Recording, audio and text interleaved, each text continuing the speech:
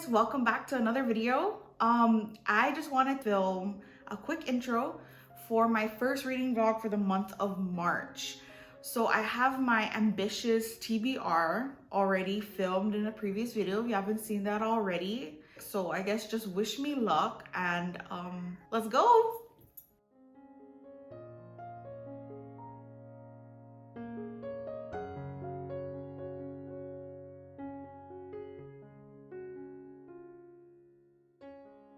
So I'm about 250 pages into Good Girl Bad Blood. So I made most of the progress in the last 2 nights. I've probably been staying up a little too late reading this. For those of you that don't know, this is the second book in the Good Girl's Guide to Murder trilogy by Holly Jackson. And honestly, I'm really enjoying it. I guess the thing I like about this series is that it's a YA mystery, so it's pretty simple. Like, it's simple for me to just fly through it and kind of follow the character and try and figure out the mystery with her. The main character, Pippa, really reminds me of Stevie from Truly Devious, and I really like that trilogy as well. And I guess the thing I like about this, maybe even a little bit more than the Truly Devious trilogy, is that in the first book, Pippa's trying to solve a murder, and then in this one, she's trying to solve a disappearance. The mysteries are different in the essence of it, and she's using different techniques, talking to different people to solve the mystery, and I just really want to see how it turns out because we're kind of like solving it little by little, kind of retracing the steps of the person that went missing. So I'm really enjoying this. It's a really simple read. I'm just flying through it. I actually hope I can get this finished today. I still have about 150 more pages in this. So I don't know. We'll see how it goes, either today or tomorrow. I started The Selection by Kira Cass yesterday, and I gotta say, I'm not that impressed. And I wanted to give it a shot. I went into it fully knowing that it is a dystopian, I think, YA novel from, you know, the early teens or late 2000s or something. So I kind of figured I'd be getting into something that's a little bit dated, a little bit cliche, and that's definitely what I'm getting so far. Like, if you take The Bachelor and The Hunger Games and mash them together, that's The Selection. So like, the concept of it is, you know, the main character goes into this competition to date the prince and end up getting chosen by him, a la The Bachelor. And then a lot of the tropes that I'm seeing for dystopian YA novels, it's very The Hunger Games. Like, the main character is a very independent teenage girl who gets selected against her will to join this competition. She has a love interest at home who is the main support for his poor family, and she doesn't like the love interest for the competition she's joining. The dystopian society is broken up into like different castes, and our main character isn't in one of the better ones. So I mean, you see, it's a lot of the same tropes as The Hunger Games. So I keep reading it and thinking, dang, I'd rather be reading The Hunger Games. But I'm determined to give this book like a solid try. Like, it's not that long, so I'm pretty sure I can get through it pretty quickly. I'm already 1/3 of the way through despite not really liking it, and I'm listening to it on like 1.8, 2 times speed, one of the two. So I guess we'll see how it turns out. I hope it gets better and not worse as the book goes along, but I'll keep you updated in the next one. Hey, so I just got off work. I'm actually at the baseball field to watch my husband's baseball game, and while I'm waiting during the warm-up, the game hasn't started yet, I actually got a package. So, oh my gosh, let's see if I can open this without scissors. Actually not sure what came in, so this is gonna be a surprise. Yes! Oh my gosh, I am super happy. I did not expect this book to come in so quickly. It's Starsight. So I know I mentioned in my TBR video that if Starsight doesn't come in, I was gonna read the Arithmetis. I'm definitely gonna read Starsight. I really liked Skyward and I was really anticipating like where the story was gonna go after the ending of Skyward. Wow, this is actually a really good copy. I bought this used and it's in really great condition. I love Pango, I swear. I at least have to finish Good Girl Bad Blood before I start this. Speaking of which, oh, I haven't made any progress on Good Girl Bad Blood, but I did make some progress in the selection. So I've been listening to that throughout the day. I'm a little over halfway through now. I gotta say, nothing much has really changed. I mean, with the main character, she's had a lot more interactions with the other love interest, the prince, and it's just so cheese. Oh my god, so cheesy. Like, I wish I had the book so I could go back and read some of the lines. I don't know if it's the audiobook narrator or if it's the actual, like, I guess dialogue that the author chose to write, or maybe it's both, but I just cringe so hard when they're talking to each other. I mean, it's not so bad now because they're just friends at the moment, but I can imagine when they start to have romantic feelings, like how cringy it's going to be. Besides that, honestly, this book hasn't really been doing much to change how I feel about it so far. So that's pretty much it. I'll give you guys an update later. Hopefully I can get a lot of reading done while there's still some daylight here at the baseball field.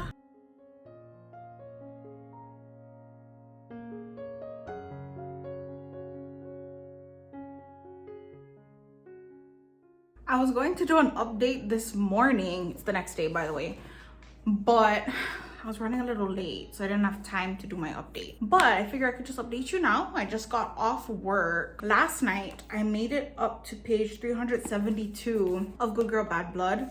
Yeah, so I read about 150 pages last night, and I really only have like 25 pages. So I'm gonna finish this like in a minute, and then I'll give you guys an update. But so far, I mean, I think I've read all of the reveals, all the twists already. Didn't see that one coming, that's for sure. But I wasn't really actively trying to like really figure it out. Okay, well, maybe I was and I just wasn't good enough at it. But I really did enjoy it though. I loved how different it was from the first one. Like, it still had the same vibe, it still had the same tone, but the story itself and the characters' development was different enough for it to still be interesting to me. So that's that. I'll have a final review for it in a minute once I finish that last 20 or so pages. And then now I'm about 80% of the way through the selection. So yeah, I'm about 80% of the way through the selection, and nothing much has changed, honestly. I mean, I don't know how I got to this point, and I feel like nothing's really happened. Like, literally, at least with The Bachelor, there's a whole lot more drama, but the drama in this is really like stale. Okay, spoilers real quick. Spoilers for the selection. If you haven't read it, skip forward a bit. I'll put the time like somewhere down here. So I'm at the point where she just finds out that her former love interest, or her first love interest, is now a soldier in the castle, and I'm just thinking, wow, that's just so convenient. This guy decides to break up with her, wants her to like do better, and yet when he gets drafted, he decides to go to the palace. Like, I just don't understand that. If you break up with somebody, you break up with them. Don't keep them hanging on like this stupid first love interest. I like the other guy, the prince, but I mean, honestly, he just seems like some sort of golden boy. He's not very interesting. He's like one-dimensional. He's a good prince, he's a good guy, you know, not what you'd expect from a prince, but what you 100% expect from a prince love interest. So it's still giving me the Hunger Games vibes without all of the interesting death matches and kills and fight scenes. So I'm ready to be done with it. One thing I did decide to do today, so in the last couple of clips I showed you guys that Starsight came in, and I decided to switch out American Royals for Starsight. But yes, I'm switching those two out, so I'm going to start that physically. And then for audio, wow, am I really gonna read The Rhythmist also? It's the only one that's available to me as an audiobook right now, so I might do a double Brandon Sanderson feature. We'll see how that goes. But yeah, I'll give you guys an update in a bit after I finish these two books. Oops, I made a bit of a boo-boo. It's been a few days since my last update. I think that I last updated you guys on the 3rd. It's now the 6th. I finished Good Girl Bad Blood and I gave it 4 out of 5 stars. I guess I pretty much read the whole book in the last clip. It was just like the epilogue and everything that happened after the climax of the story. I guess I'm curious to see how Pip handles everything that happened at the end of the book. I guess I didn't enjoy the ending as much as the first one. I think that's what kind of made the rating go down.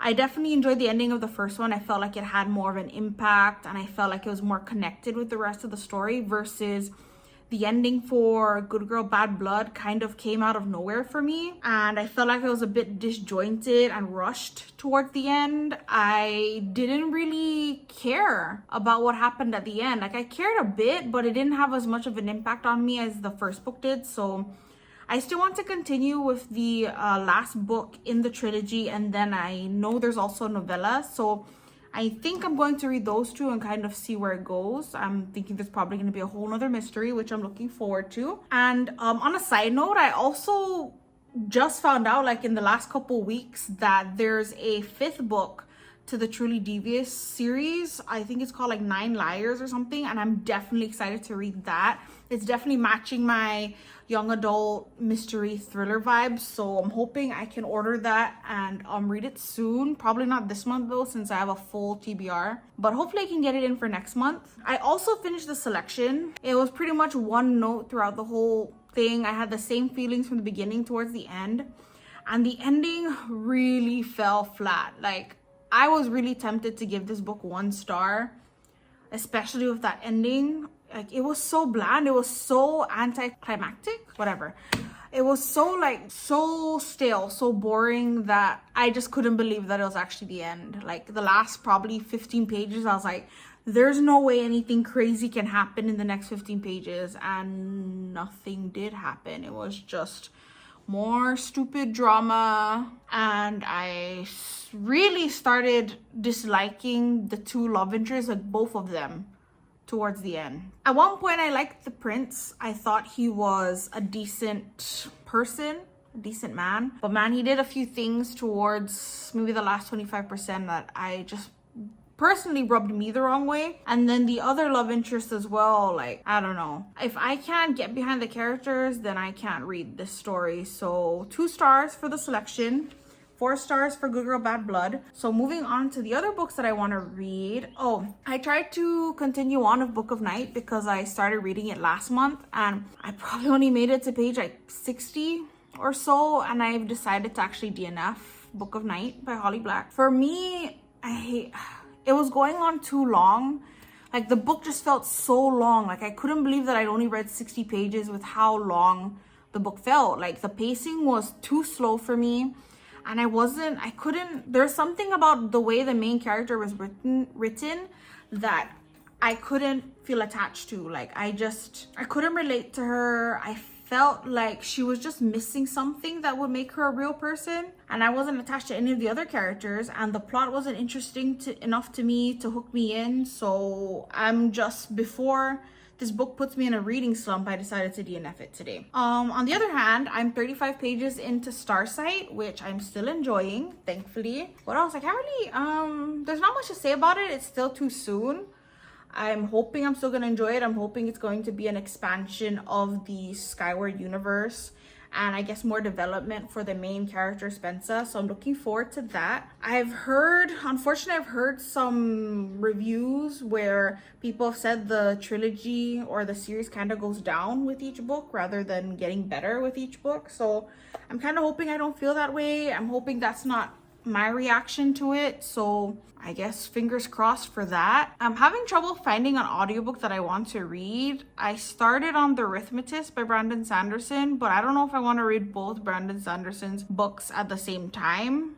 But none of the other audiobooks are available to me yet on Scribd, so it's a bit tough there. I'm not really sure what I'm gonna do about that. Besides that, I mean, it's not really a book update, but I recently got Naruto Volume 3, so I'm also reading a manga while I'm at it, and that's it for my update for now. It's already 6 minutes long, so I've probably been talking for way too long now. So yeah, see you guys.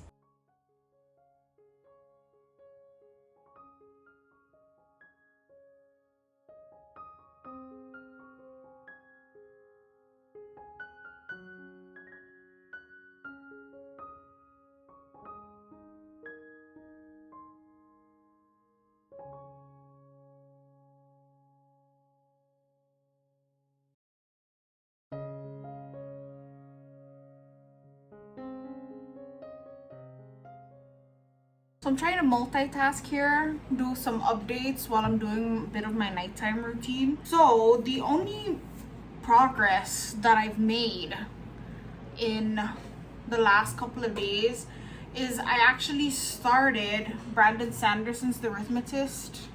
I think yesterday or the day before yesterday. I'm not sure if I mentioned that in my last clip, but I'm now about maybe 75% of the way through, and I'm actually really enjoying it. Like, I was surprised the first time that I was listening to it, I got through about halfway, and then it was only because I had to go to sleep that I actually stopped listening to it. It was really easy to follow. Pretty sure The Arithmetist is a YA from Brandon Sanderson, and you know, I like Skyward, so it was pretty good chance that I would like this one too. Surprised it took me so long to get to it. And if you don't remember from my March TBR, I'm reading The Arithmetist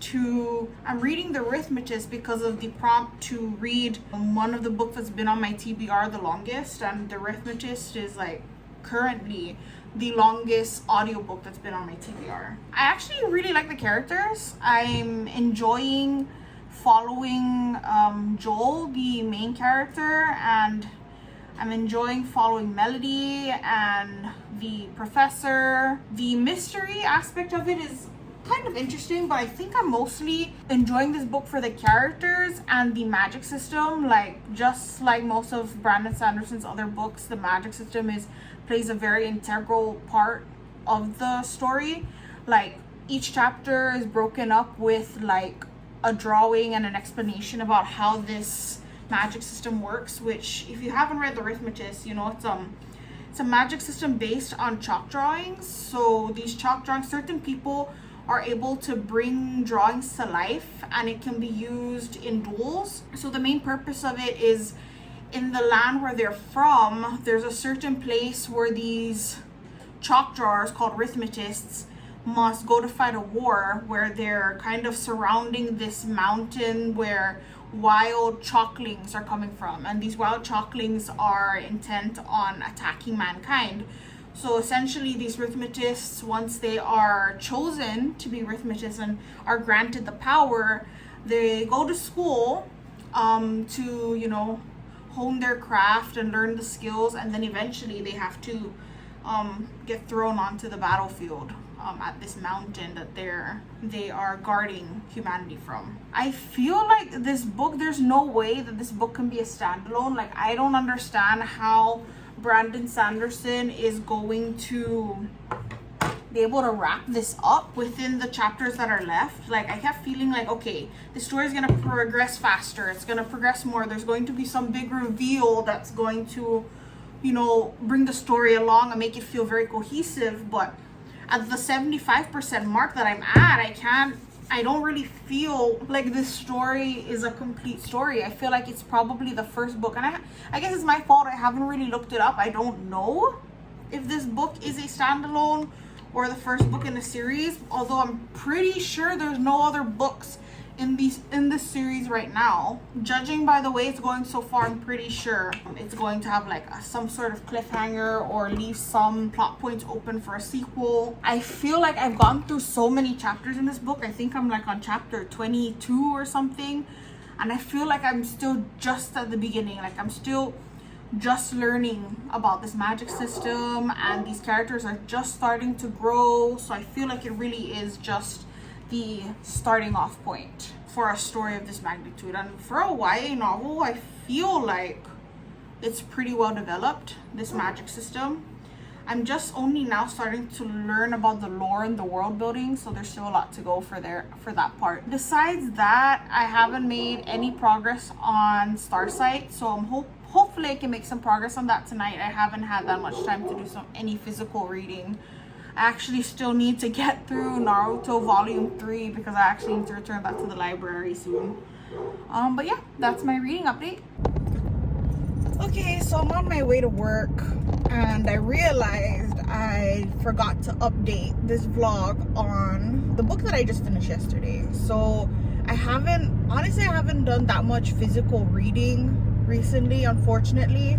Like, I've just been so tired that I haven't been doing like my nightly reading for like 30 minutes to an hour. So unfortunately I still haven't made that much progress on Starsight. Like I'm only on like page 50 or something, but I have made progress on my audiobook. So yesterday I finished The Arithmetist by Brandon Sanderson, and that fulfills the prompt of what is it, the oldest book on my TBR. And although it's not the oldest physical book on my TBR because I don't own it, it is the oldest book on my audiobook TBR on Scribd. So I went with that, and I'm so glad I did.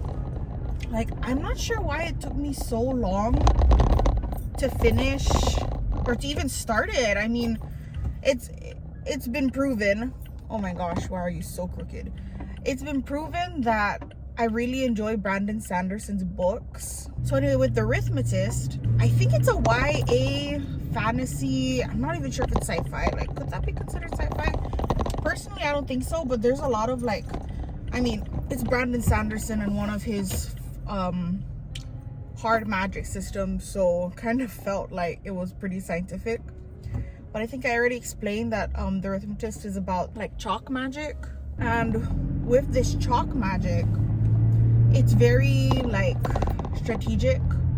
It's very like well thought out, like how he brought this thing to life. And I think I mentioned before that in between all the chapters, there's like drawings of what these chalk diagrams and like attack patterns and defense strategies look like.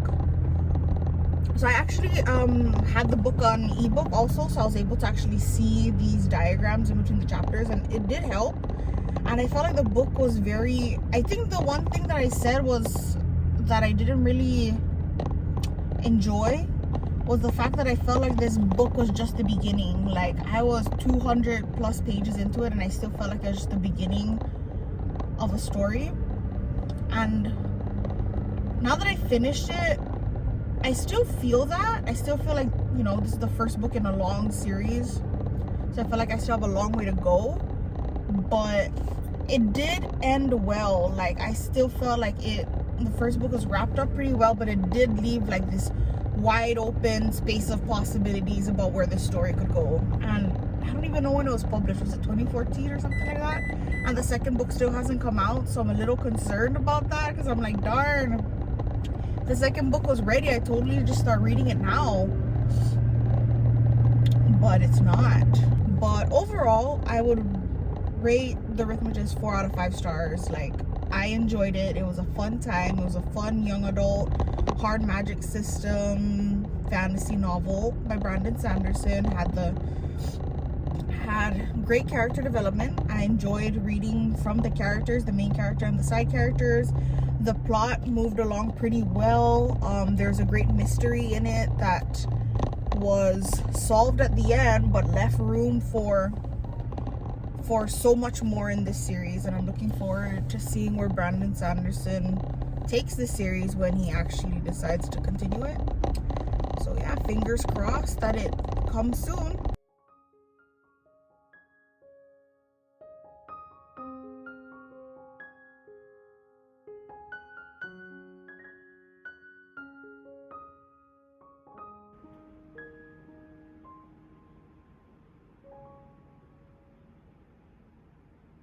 So I actually finished No Exit, and that's kind of the book that I'm filming another video for.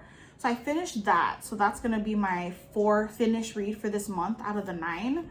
I am making my way through Starsight. I'm on page 113. I could be further, but I mean, I did read a whole nother book in between this one, so I'm gonna get back to this, that's for sure. You guys can watch my No Exit vlog to find out my thoughts on that book. But as far as Starsight goes, what I'm really enjoying about this book is that it's completely different from the first one. Like, I really enjoyed Skyward, but for Starsight, like, we're in a completely different place, like, we're learning new things about the world, which is something that I'm really enjoying, like trying to piece together like the history and the lore and I guess the different species and what's kind of going on. And I think I mentioned this in another vlog about Skyward. I really like the mystery aspects of these kinds of books, like not knowing what happened in the past. That kind of keeps me hooked and wanting to read more. And the mystery of like what happened to the humans in this series is definitely keeping me hooked. I do gotta mention one thing I really hated recently was the romance stuff in here. I mean, it's not much, but the little bit that was in here in the beginning, I gag. I hate it. It was like, I love the slow burn in the first one, like barely anything happened, and then out of nowhere in the beginning of this, like all of that just happened like all in a few minutes. I did not buy it. I didn't buy it at all. And another thing that I'm not too happy about is I feel like this book has been very like convenient. Like some things are happening so conveniently to move the plot along, like, oh, it just so happens that this person showed up, it just so happens that this power is revealed, it just so happens that this thing happens in order for the pacing to move faster, in order for the stakes to get higher. And I'm not buying it. It's not, for me, it doesn't feel natural. It feels like the author is like making things happen just because, so that we can move this plot along, and I'm not feeling it. I hope it doesn't continue to be like this, because that's really going to bug me in the future. So that's my update on Starsight. I think that's it. I was only reading 2 books at a time, so besides Starsight, I need to pick probably another book to read alongside it, because I still don't have any audiobooks available until the 21st of this month, so that really sucks. So I'm just gonna be physically reading for like about a week or so. But I got a package, and I did want to open it in front of you guys, because I think these are some book things. Yay! Okay, I got Cytonic. So I was having a hard time finding a used copy of Cytonic, because I usually buy most of my books used. Oh my god, it's bent. Look at it. But I'm so excited, because once I'm done with Starsight, I've already got the next book ready to go. The other thing that I got was I got a microphone. A little wireless microphone that I can attach to my phone, because in case you didn't know, that's what I'm filming on, and hopefully my audio can be a little bit better for my sit down videos. So I'm excited to learn how to use this. I guess now I should probably decide on what my next read is gonna be. Okay, I've got a few options. I've got Ninth Reign, Peter and the Secret of Rondoon. Oh, and that's it. My other 2 books are audiobooks. So I have those 2 right here. Sorry, please excuse the sound of dogs barking. So I got 2 options for my second read. Ninth Reign and Peter the Secret of Rondoon. I'm not, honestly, it kind of depends how hard or like how intricate Starsight's going to get. I mean, it is a young adult, so I might be able to read Ninth Reign at the same time. Do I want something more that might be harder for me to read, like a harder read? Or do I want something easier? I don't know. We'll see how it goes. I'll give you guys another update later, because this update is getting pretty long. Things are going slowly, unfortunately. I'm still only on page 138 of Starsight. So I decided that I can't just have this be my only book. Like, I flow better when I have multiple options to read. So because I still don't have any audiobooks available for another few days, and I finished my only ebook for this month. That's one thing I need to know. I need to have at least 2 ebooks for next month. So I gotta remember that. I'm just gonna get started on the Ninth Reign. I've been calling it Ninth Reign this whole time, but it's the Ninth Reign. I only made it up to page 16 last night, which is pitiful. I've heard Elliot Brooks talk about this book, like completely rave about it, so I'm really hoping I like it. I'm not sure how I feel. It seems like a very thick boy, like a little bit. Well, how many pages is this? 534 pages. Wow, okay. So I'm gonna get, more into this. Hopefully it's a good one, and I will be reading these 2. I've been debating if I should add an audiobook into my TBR, just another one. I might just do that. I think I have like 2 options. Might be like We Spread, I think by Ian Reid, or I'll add one of Taylor Jenkins Reid's one of her backlog books into it. I think she has like 2 in there. It's like after I do or something. Anyway, I will keep you guys updated when I actually do some reading. Wish me luck.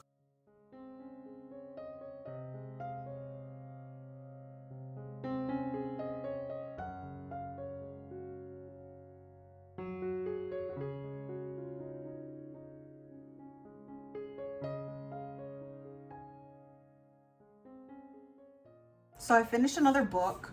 I was not planning on adding an additional book to my TBR, but I ended up doing it anyway because I mean, I couldn't wait. I still had like 4 more days until I had more audiobooks available, and I had a full day of cleaning this weekend, so I really wanted to make sure, you know, that I make the most of my cleaning day. And I swear I clean so much better when I have an audiobook to listen to.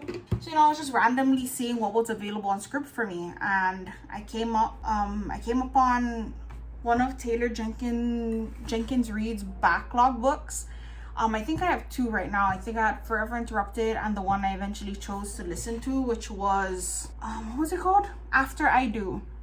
Now, I wasn't really expecting much because I think for the most part, besides like everything that came after The 7 Husbands of Evelyn Hugo, like I haven't really heard much about her other books, especially her backlog books. I feel like for the most part I've mainly heard that people say, you know, her old books aren't that great. Like, so, you know, I just wanted to listen to it, give it a shot, but I wasn't really expecting much, and man, I gave it 5 stars. I mean, I finished that book in 1 day. Like, I started listening to it on my way to work, and then I didn't really listen to it at work, but I was running some errands like throughout the day, so I listened to it then. And then when I came home and I, you know, had to do a lot of cleaning and I had so much time that I was literally just enthralled.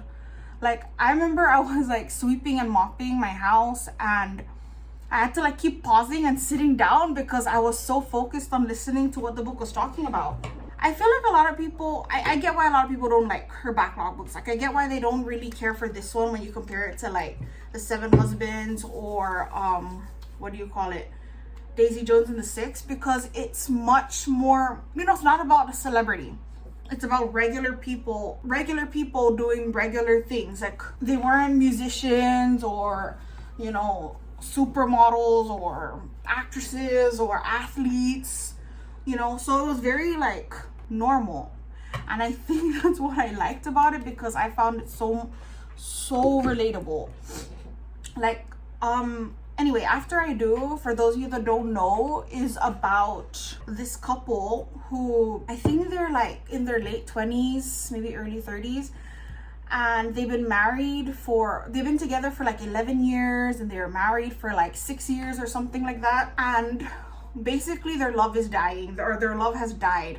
Like, they can barely stand each other, and their relationship started off so well, like so healthy, you know, there was nothing like seriously wrong with it. It wasn't toxic, wasn't unhealthy, but like later on, as the relationship progressed, you slowly see them start to resent each other. You slowly see the warning signs of, you know, problems in the relationship, in the marriage. And then this couple, they basically realize they can't stand each other. They want to stay together, but they're trying to figure out how can they save their marriage. So they decide to spend a year apart. And in this year, we're basically just following the wife and how she like deals with being apart from her husband, how she learns to, I guess, you know, find herself again, rebuild her relationships with other people, figure out what brings her joy, like besides her relationship. And I found it so beautiful in its simplicity, and just that. I mean, a lot of people say it's boring, you know, it's a very like plain day in the life, but I mean, sometimes that's just what life is. And I really enjoyed seeing this woman like try and find herself without her relationship, try and reconnect with her siblings, reconnect with her parents, her grandparents, the life lessons that she gains from the different generations that she talks to, the relationship she develops with her siblings, and how she's so focused on her own life that she doesn't realize that her family members have lives as well. And, you know, I related to so many things, like this character being the oldest sibling, and feeling like she can't fail. She can't show weakness or failure towards her family and towards the people she knows. She has a job that she really enjoys, but it isn't enough to bring her joy without her relationship. You know, her meeting her partner so young, like in college, and then just being with him throughout the rest of her life, because that's basically me. And how she needed to learn to, I guess, live on her own. The relationship problems that she had, I feel like, are pretty typical of a lot of relationships that I've heard of and that I've experienced. And then it deals with a lot of things, like deals with grief. I don't know, I guess it doesn't deal with anything super, you know, dramatic or what would you typically find in a book. Like, I guess that's why a lot of people probably find it boring, but I did it. I really enjoyed this book. I feel like if you can relate to it in some ways, if you enjoy, what would I categorize this as? Like, second chance romance? I don't know. I'm not typically a romance reader, so I don't really know what the trope would be called, but I mean, you heard the description, so you know what it's about.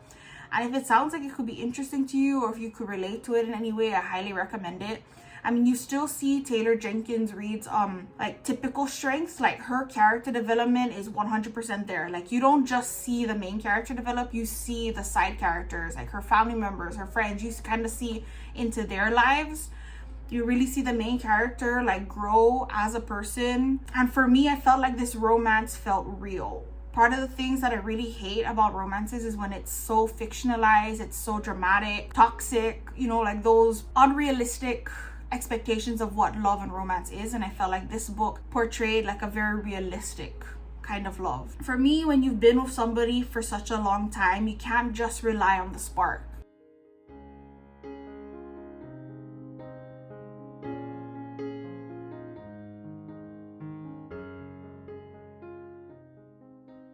So I was filming a clip last night, and I think I was interrupted when I got a phone call from my dad. But anyway, that whole 7-minute clip just to say that I finished After I Do by Taylor Jenkins Reid in like 1 day. And I loved it, gave it 5 stars, end of story. So I actually started a new book on audio last night. I started You're That Bitch by Bretman Rock. Now, I think it's only like 6 hours long, but I'm actually really liking it. I mean, I think out of all nonfiction, probably my favorite one, probably the only one I'll be excited to read, are memoirs. I've only read a few so far, but I've pretty much liked all of them. And the thing I like about Bretman's own is that, I mean, he's only 23 years old. He's younger than me, but he's already had enough life, like enough things to say to write a memoir, which I think is pretty cool. And you know, he still has his humor. He's still so funny because of course he smartly narrates his own audiobook. So I'm really enjoying it. I think I'm about halfway through now, and I just started it last night. And I really enjoyed like his beginning stories. Like, I enjoyed that he started from literally when he's like 3, I think, and he's talking about his earliest memories, and then he goes on to like when he moved to Hawaii, like how he started making videos. And I think that's the part that I'm up to now. I really enjoy, like, I think he like breaks up his chapters into like different parts of his life, and then at the end of each chapter he writes like tips, and he calls it like You're That Bitch too. I mean, he writes tips on like how to deal with certain things in life, like bullying or being confident in yourself, or dealing with I guess depression, and like little itty bitty tips that he found helpful and that he's sharing with others based on his own experience. I think that's it. I'm on page 200 of Starsight. Not much to update there. It's really like a slow read for me, and I don't know, I kind of feel like it's holding back my physical reading. Is giving me like a physical reading slump, so I really just need to get through it. How many times am I going to be doing my update here? Probably all the time, because the lighting is great. I have just about one update. I think the last time I gave you guys an update, I was in the middle of You're That Bitch by Bretman Rock.